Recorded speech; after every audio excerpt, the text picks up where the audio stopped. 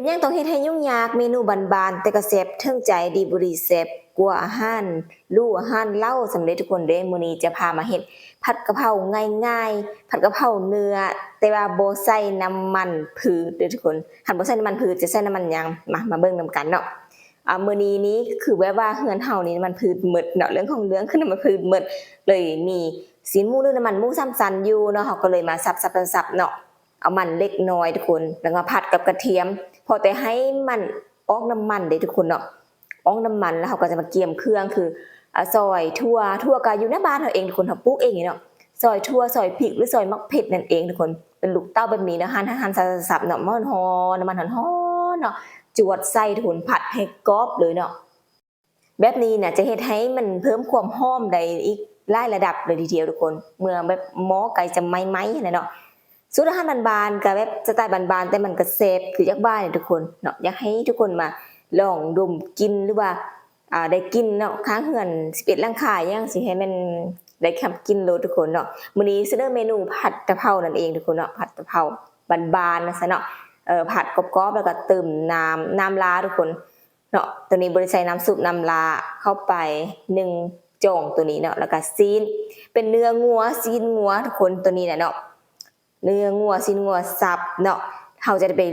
ผัดไว้แล้วหรือเฮาไปลวกไว้แล้วตัวนี้นะเนาะเฮาจะบ่ได้ผัดกับหม้อให้มันใส่น้ำมันเนาะตัวนี้เฮาจะลวกเป็นเนื้อที่สุกมาแล้วว่าซั่นซะ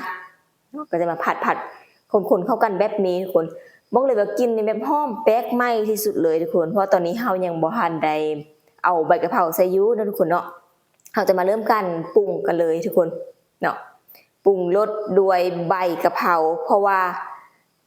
ผัดกะเพราดิเนาะเพื่อให้มันได้กินกะเพราแล้วก็แบบรสชาติของกะเพรามันจะออกหืนๆเผ็ดๆน้อยนึงเด้ทุกคนเนาะใส่พอประมาณทุกคนบ่ทุกคนเห็นอายออกบ่อายฮ้อนอายกระทะมันหั่นน่ะบอกเลยว่าที่สุดของที่สุดเลยเด้อทุกคนเด้อเนาะแซ่บจำนี้แซ่บแล้วบ่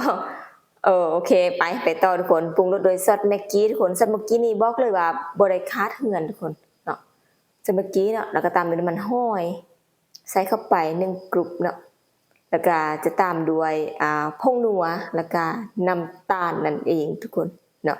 ผงนัวแล้วก็น้ำตาลใส่นิดหน่อยทุกคนใส่น้อยแซ่บน้อยใส่หลายแซ่บหลายคือว่าแต่เฮาก็นิดหน่อยถึงปานกลางพอทุกคนเนาะแล้วก็เติมน้ำเข้าไปตึม1จ่องแบบนี้ทุกคนผัดเข้าไปเนาะถ้าไผเฮ็ดใส่เตาถ่านแห้งแซ่บอีกตึม10ระดับขึ้นไปทุกคนตัวนี้เขาจะใส่แก๊สนะทุกคนเนาะเป็นหยังคนตะกี้นิยมนั่งทานเพราะว่าบ่มีแก๊สเนาะเดี๋ยวนี้มีแก๊สแล้วก็นิยมกันใส่แก๊สแต่ว่าเรื่องความหอมหันบ่สู้ทานเด้อทุกคนเนาะถ้าจะว่าจังได๋ก็สร้างค่อยว่าทานนี้หอมกว่าทุกคนอันนี้เขาได้เว้าไปแล้วเนาะว่าใส่น้ำตาลแดแล้วก็ใส่ผงนัวแดและตามด้วยขนอหรือรสดีซองสีเขียวนั่นเองทุกคนแล้วก็ผัดไปทุกคนตัวนี้เขาจะผัดบ่โดนทุกคนเพราะว่าซีนี้เฮานอกมาแล้วเนาะมันลวกมาแล้วซิมเบิ่งทุกคนในการซิมเบิ่งทุกคนแบบรสชาติกลมกล่อมหอมแซ่บนัวพอดีทุกคนเนาะแล้วก็สิได้กินกับข้าวสวยร้อนๆทุกคนกินกับข้าวเจ้าเนาะบอกแม่ตู่หุงข้าวไว้ท่าเลยเด้อตู่เด้อสิเมนูนี้แม่ตู่เสียใจหลายที่บ่ได้กินน้ำเพราะผัดกะเพรานี่แม่ตู่บ่มักว่าจังได๋เพราะว่ามันมีรสชาติเผ็ดเพราะแม่ตู่บ่กินเผ็ดก็เสร็จเฮาทุกคนเนาะเบิ่งสิขึ้นเนาะแต่ว่ากินได้3คาบเด้ทุกคนแต่ว่าเติมเขานี่บ่อั้นตลอดเลยหอมแล้วก็ปิดแก๊สทุกคนเนาะ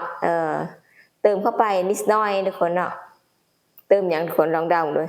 เติมขนมแล้วก็น้ำตาลนิดหน่อยทุกคนเนาะเพราะเฮาเติมน้ำเข้าไปเด้เนาะเพื่อจะกินกับข้าวเจ้าทุกคนต้องได้เพิ่มน้ำนิดนึงแล้วก็ให้มันรสชาติแบบออกหวานๆเค็มๆหน่อยนึงเนาะทุกคนเนาะแล้วทุกคนแล้วแท้ได้มั้ยเนี่ยก็ปรุงตามใจเฮาเลยทุกคนมักแบบใดก็จัดแบบนั้นเพราะว่าของกินขึ้นกับผู้มักแต่อยากบอกว่ามันเป็นเมนูง่ายๆบ้านๆเนี่ยเฮ็ดง่ายๆบ่ต้องแบบเฮ็ดคืออยู่ภัตตาคารอิหยังก็ได้ทุกคนเนาะคือให้เฮาไปกินของภัตตาคารนี่เฮาคือแบบเฮาเคยกินอาหารแบบบ้านๆที่มันอาจจะบ่แซ่บสำหรับเฮาเนาะแต่ว่าถ้าไผที่เป็นนิยมกินอาหารแบบภัตตาคารอิหยังสิเขาจะมากินของเฮาก็อาจจะบ่แซ่บบ่ถึกปากประมาณนี้ทุกคนเนาะอันนี้ก็สรุปแล้วคือของกินคือกับผู้มักเลยคนเด้อมักแบบได้จัดได้เลยแล้วก็